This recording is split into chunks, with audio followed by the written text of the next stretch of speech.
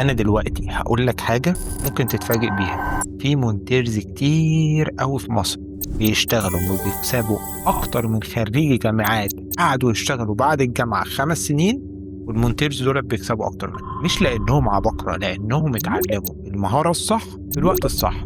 والوقت ده هو دلوقتي. قبل ما تبدا اي درس تكنيكال في المونتاج محتاج تعرف كام سؤال مهمين. ليه المونتاج؟ وليه دلوقتي تحديدا؟ في الدرس ده هيديك الصورة كاملة عشان تبدأ وانت واثق مش وانت متردد. طلب على المونتاج في زيادة سنويا 200% في الشرق الأوسط تحديدا. يعني بمعنى لو في 100 واحد طالبين مونتيرز السنة دي، السنة الجاية هيبقوا أكتر من 300 واحد طالبين مونتير في الشرق الأوسط. بس الحاجة التانية إن أنت مش زي التصوير، مش محتاج معدات وكاميرات وبتاع.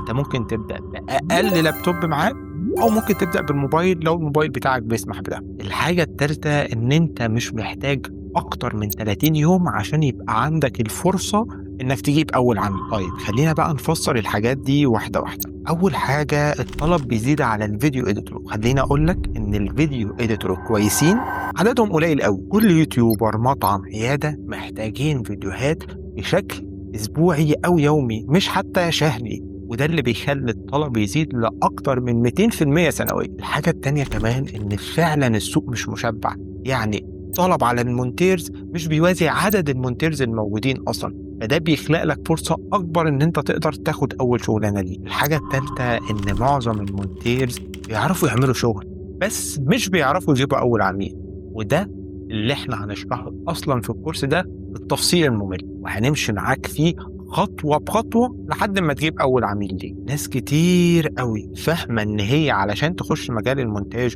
محتاجة ماك بوك قوي، كاميرا غالية، وسنين من الدراسة. خليني أقول لك إن كل ده غلط. كاب كات شغال على كل الموبايلات، وغالبا شغال على الموبايل بتاعك. فخليني أقول لك إنك ممكن تجيب أول شغلانة من غير أصلا ما تستثمر في معدات، بس بالموبايل بتاعك. بريمير برو هنشرحه في المديول 3، وده محتاج لابتوب وبس، مش ماك بوك بإمكانيات عالية. اللابتوب المتوسط يكفي وزيادة لكام سنة قدام. أنا شخصيا بدأت بلابتوب متوسط أو يمكن أقل من المتوسط كمان، وخلينا أقول إن أنا فضلت شغال بيه سنة أو سنة ونص كمان عبال ما فكرت إن أنا أجدد أصلا. خلينا أقول في أماكن شبه القاهرة واسكندرية ومعظم محافظات في آلاف الأنشطة التجارية، مطاعم، كافيهات، عيادات.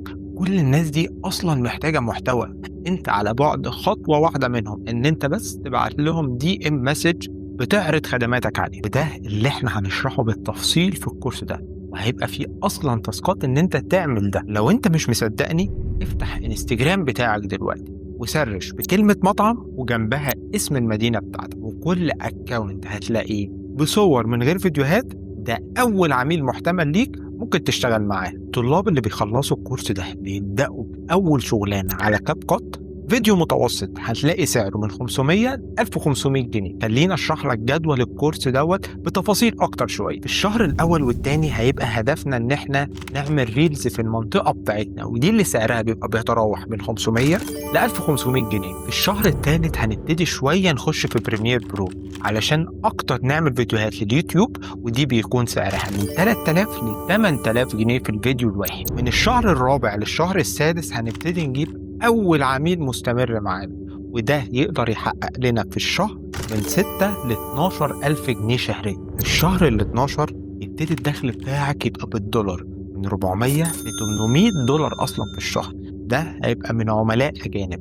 دي الخطة اللي انت لو مشيت بيها حتى بعد الكورس توصل بس للشهر ال 12 تبتدي ان انت تنافس أصلا الناس اللي على اب وورك وفريلانس، وفعلا تقبض بالدولار. لو حبيت اللي احنا اتكلمنا فيه في الفيديو اللي جاي هنتكلم على خريطة الدخل بتفاصيل اكتر من اول شهر لحد الشهر ال 12 لما تجيب دخل بالدولار، ودي كلها ارقام حقيقية بناء على خبرة حقيقية. هنعرف ايه الخدمة اللي بتتقدم في كل مرحلة، وامتى تبدأ انك تجيب عميل مستمر معاك، وايه الفرق بين مونتير بيكسب 200 دولار ومونتير بيكسب 2000 دولار. لو حابب تشترك في الكورس أو تعرف تفاصيل أكتر عنه هتلاقي اللينك بتاعه في الديسكريبشن.